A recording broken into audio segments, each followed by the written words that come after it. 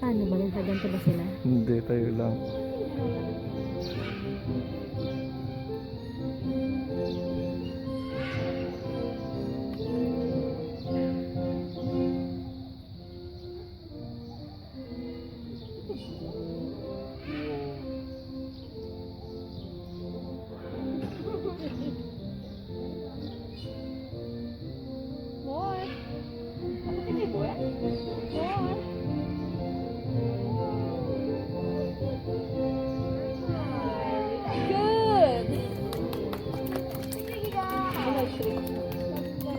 Oo.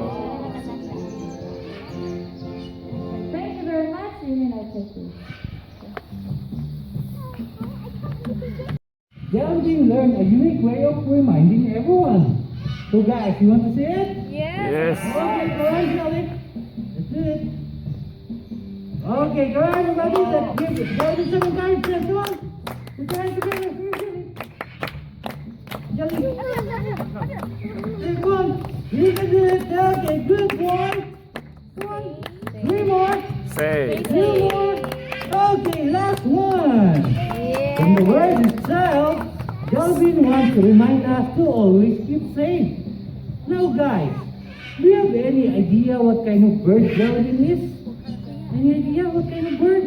Mako. Mako, yes? Yeah, a parrot, and he is a blue and gold mako. Now guys, Ang cute when you niya. heard the word parrot, what is the first thing that comes into your mind? They can What speak. does that come to? They can talk. They can talk, they can speak, right? But do parrots really talk? Well, to answer that question, I'm gonna call another tropical bird. Her name is DJ, together with Trainer Randy. Trainer Randy, take it away.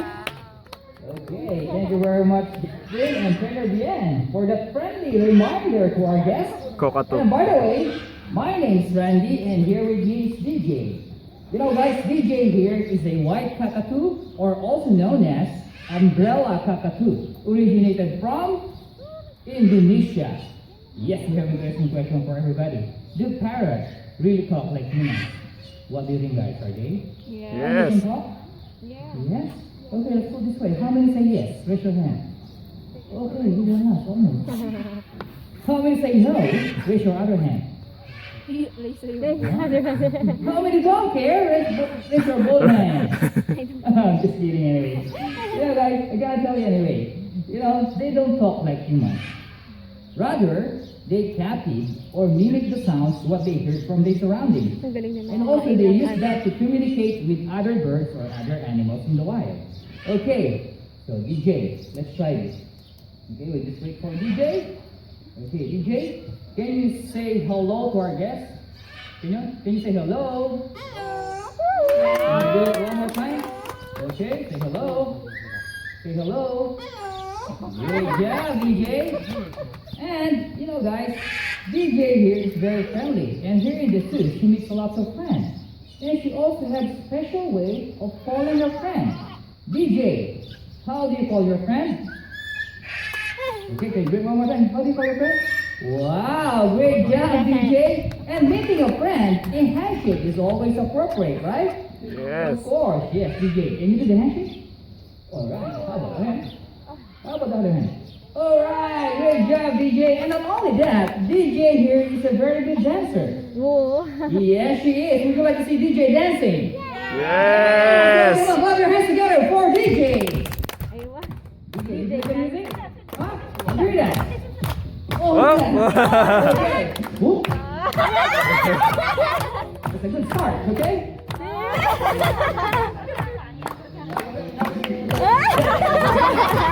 Oh, really? Come on, DJ, you're good at that. Oh, good job. All right. Yes. Good job. Well, let's give a nice round of applause for DJ.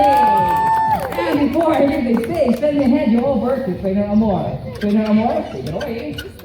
Right. It's not every day that we see a dancing bird, is it? Yes. So moving on to the presentation, during olden times when there's no internet, cell phones, smartphones, and any other easy mode of communication that we have today, People then are using animals, especially birds, to send messages from one place to another. So Asian Chinese use dogs and pigeons because these animals have special homing ability. So we are going to show you how it's done. There's a bit of risk because we're going to use different birds. So get ready with your camera and video cam. And let's go! Ollie! From where? Ollie is a dollar cockatoo, also known as a rose-breasted cockatoo. How flexible birds can be. In the wild, when they are trying to escape from their possible predators, like birds of prey or any large bird, what they do is that they will look for a narrow space that the body can fit, and regardless of the wingspan, they can go through it. Look at that. Yes!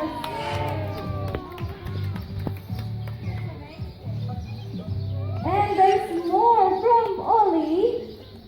Ollie knows the moving way of delivering messages, and in Emirates for you, if Ollie doesn't want to fly, at least you get a choice. And what do you think Ollie will do? He will do right.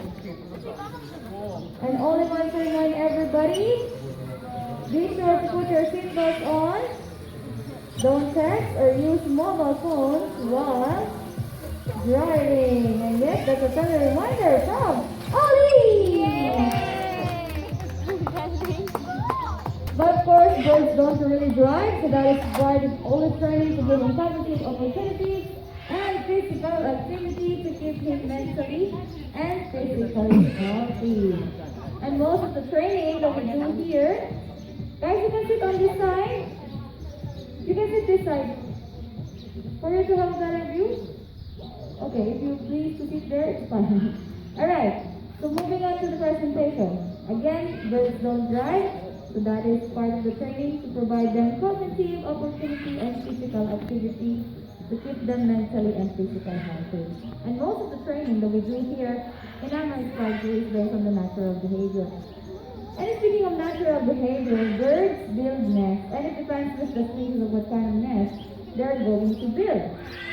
But most tropical birds will look for a hollow tree trunk like this, or a tree cavity. The female will stay inside where she's laying and incubating the egg, and the male will be the one who will look for food to feed the female. And to demonstrate that behavior, let's have Coco and Frida.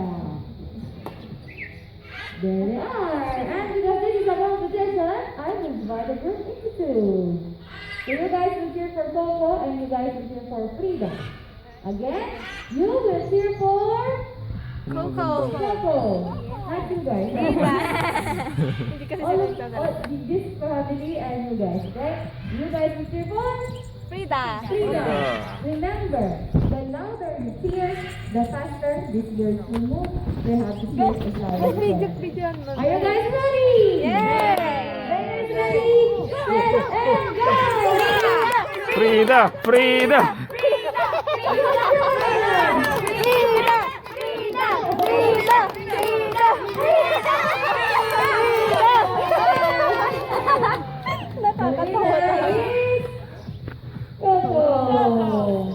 Good job, Frida! Okay, let's do a rematch. Okay, come on, Frida. Come on, Frida. Let's have a rematch. Ready, set, and go!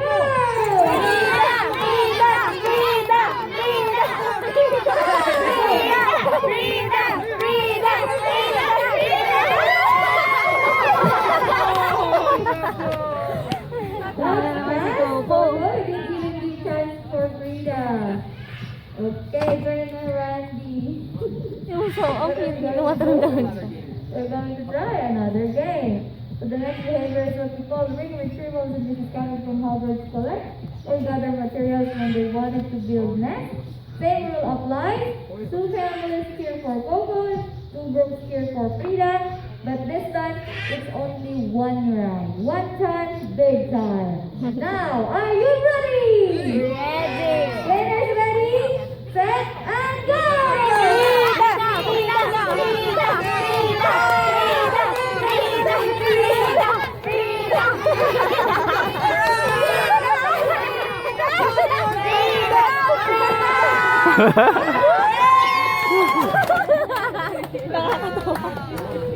And the winner is... Freedom!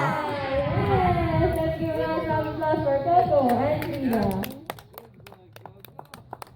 And yes, kids, that was just for fun, but teaching was never required. Again, I've forgotten that we have kids watching us today.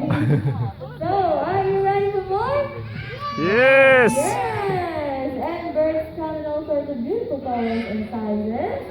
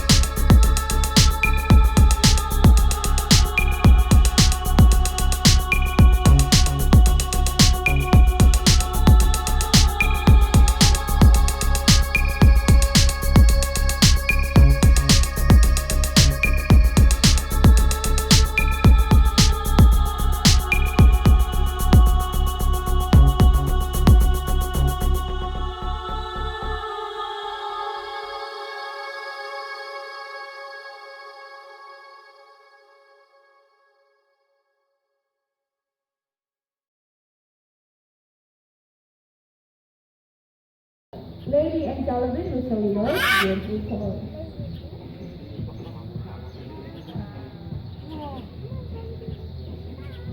Great job! And lastly, they have strong chest muscles, which they use to lift their wings so that they can lift their body in the air. Eyes on the leaf. Look at that. She will push the tail and hands. Let's give it up for Lady, Sullivan, and Bossy. And now guys, as we sit here and celebrate this morning, it is sad to say, many birds and other animals are spending their lives in the wild. Some of them are endangered or can be nearly extinct. Extinction, that is forever, because when a species of animal is declared extinct, we cannot see the same species ever again. No matter what science do, no matter what people do, we cannot bring them back. Endangered means we still have hope. We can still save them. Let them reproduce by protecting the rainforest. Another problem, pollution, habitat destruction due to improper waste management. So Emirates Park Zoo would like you guys to remember this first. There is no amount of money nor advanced technology can solve the global waste problem. But if everybody has self-discipline and can do the simple waste management at home, just like what Perla is doing right now, we can help and save nature. Do you guys agree? So that is very simple, and that is what we call segregation, separating biodegradable to non-biodegradable. The simple things, if we do it all together, can make a big difference. And with that, I would like to present to the trainers who may be so possible. We have Trainer Brian, Trainer Randy. My name is Amor. We have a music background with Dr. Cruz, and on behalf of Emirates Park Zoo, we would like to remind remind you that this is the right time and the perfect time to take responsibility of nature and wildlife because we humans are the only caretaker of the precious gifts that the nature has presented. Amen. Thank you very much. Kanina See you pa on the ako next nag-aim. visit. Have a safe and healthy day. Bye-bye. And please go guys to the next presentation is the Sea Lion Show right here, same place at 10:45 a.m. But everybody needs to get out so that we can clean and sanitize the place and of course properly count the number of guests that are coming in. Thank you and enjoy the rest of the show. Bye. Bye.